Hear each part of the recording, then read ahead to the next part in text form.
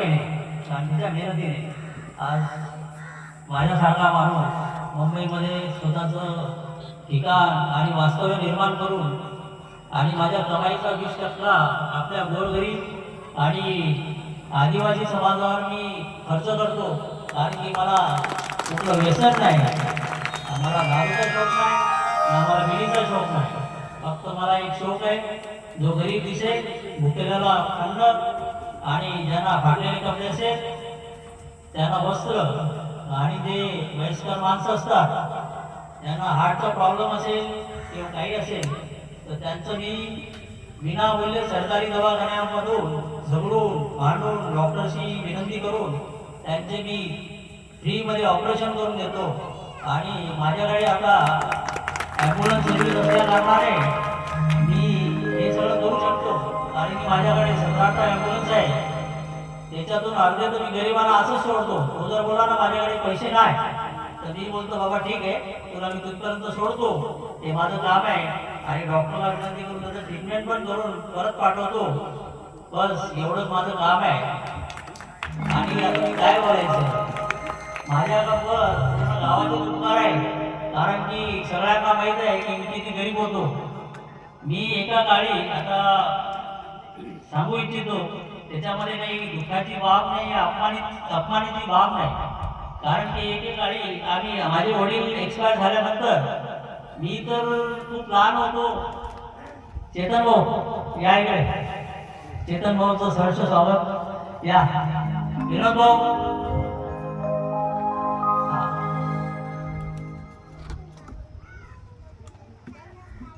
काय बोलत नाही. मी जर बोललो ॲम्ब्युलन्स मध्ये डिझेल नाही, त्या डिझेल टाका, तर ते आपले पैसे खर्च करून तोपर्यंत यवतमाळपर्यंत पेशंट घेऊन जातो. कारण की अनुदानित जी गाडी मी केलेली आहे दारेवाला, ते विनोद बाईकडेच आहे. आणि चेतन भाऊचे पण आपल्यावर खूप उपकार आहे, चालू करतो. माझी परिस्थिती एवढी वाईट होती ते सगळ्यांना माहीत आहे, लहानापासून थोडापर्यंत. आणि इथं बसलेल्या प्रत्येक स्टेजवर बसलेल्या माणसाचा माझ्यावर उपकार आहे. कुठल्या ना कुठल्या रूपाने माझ्यावर पूर्ण गावाचं ऋण आहे. ते ऋण मी कमी करण्यासाठी हे सगळं मी करत असतो. आणि याच्यामधून माझ्या आत्म्याला शांती मिळते, की असं मला वाटतं की बाबा मी काहीतरी माझ्यावर जे कर्ज आहे ते मी थोडं उतरवतोय. पूर्ण तर उतरू शकत नाही. एकेकाळी मी एवढा म्हणजे आमची परिस्थिती वडील वारल्यानंतर एवढी परिस्थिती खराब होती माझी, एके वेळेस आम्हाला अन्न भेटायचं नाही. त्याच्यानंतर मी सरीमामाच्या चक्कीवर काही दिवस मी भीक मागितलं आहे लहान असताना, कारण की पोट भरणं गरजेचं आहे. आणि संध्याकाळच्या दरम्यान शाळा संपल्यानंतर 1-2 तास बसायचं. माझी बहीण एक उज्ज्वला म्हणून नावाची होती, तर तिला पचनावा, तिला अपमानित झालं. ती बोलली की आपण विहिरीमध्ये पडून करून घेऊ. त्याच्यामध्ये मी म्हटलं अरे यार, त्याच्यामध्ये अशी एवढी मोठी कुठली गोष्ट आहे, मग आपण पोटासाठी हे करतो ना, आईचं काम जरा कमी करतो. पण नंतर सरीमामाने ही गोष्ट ऐकली. ऐकल्यानंतर काही बोलले नाही. ते माझ्या आईला बोलले की माझ्याकडून आहे ना महिन्याला 20 किलो ज्वारी फ्री घेऊन जा प्रत्येक महिन्याला, पण या पोरांना माझ्याकडे पाठवू नको, माझ्या उच्चापत आणतील, कारण तुझे पोरं लय समजदार आहे. बस हेच आता प्रत्येक माणसाचा उपकार सांगून काही हे नाही. आता रघुनाथ भाऊचे पण माझ्यावर उपकार आहे. माणिकराव ठाकरे साहेबांकडे जेव्हा मी जे हॉस्पिटलला आम्हाला DDVJSवर मी काम करत होतो, तर माणिकराव भाऊला सांगून रघुनाथ भाऊने माणिकराव भाऊला सांगितलं की हा पूर्ण माझ्या गावचा आहे, त्याचा तुमच्या बंगल्यावर खायची प्यायची राहायची व्यवस्था करा. त्यांचे पण मी त्यांचं ऋणी आहे.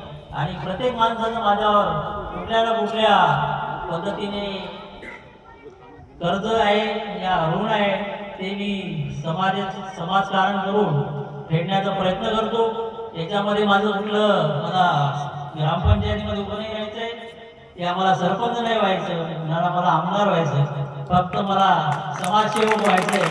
आणि प्रत्येक समाजाचं दुःख दूर करण्याचं प्रयत्न मी करू शकतो. आणि एवढ्यामध्ये असं वाटेल की पुरुषांचं मी स्वागत केलंय आणि पुरुषांना मी काठी दिली. पण याच्या 2 महिन्याच्या आधी, 2 नाही, शेवादोच्या वेळी मी आपल्या गावामध्ये एक 1200 ते 1400 साड्या आणि 3000 ब्लँकेट वाटून गेलो. पण महिलांनी पण नाराज होऊ नये. जेव्हा माझ्या आईची पुण्यतिथी येईल तेव्हा मी तुमच्यासाठी पण काहीतरी करेल. आणि तसेच माझे पत्रकार बंधू रामभाई पुढे सर यांचे पण माझे मी खूप ऋणी आहे. प्रत्येक गोष्टीला काही जर बोललो तर ते माझ्या शब्दाला मान देऊन माझ्या पाठी उभे राहतात. सगळ्यांचं मी कृतज्ञ आहे. एवढं बोलून मी 2 शब्द संपवतो. जय हिंद, जय भारत.